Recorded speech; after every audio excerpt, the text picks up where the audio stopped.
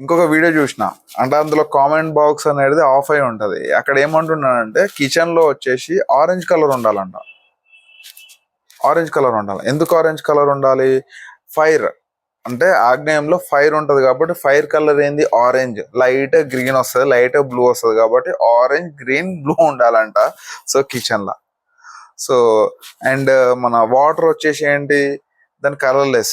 So మన light reflect అంటే sun light reflect ఇదంతా పడుతూ ఉంటుంది, స్కై రిఫ్లెక్షన్ అంతా వాటర్ లో పడుతూ ఉంటుంది.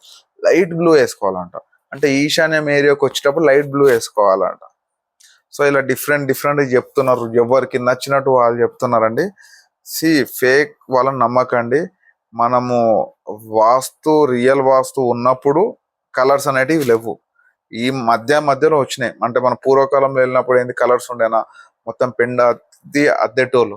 సో అంతేగాని కలర్స్ అనేటివి లేవు.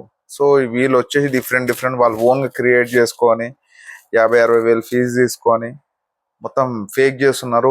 ఉన్నోళ్ళంటే పెడతారు, ప్రాబ్లం లేదు. లేనోళ్ళ పరిస్థితి ఏంటంటే నాకు అర్థం కాదు.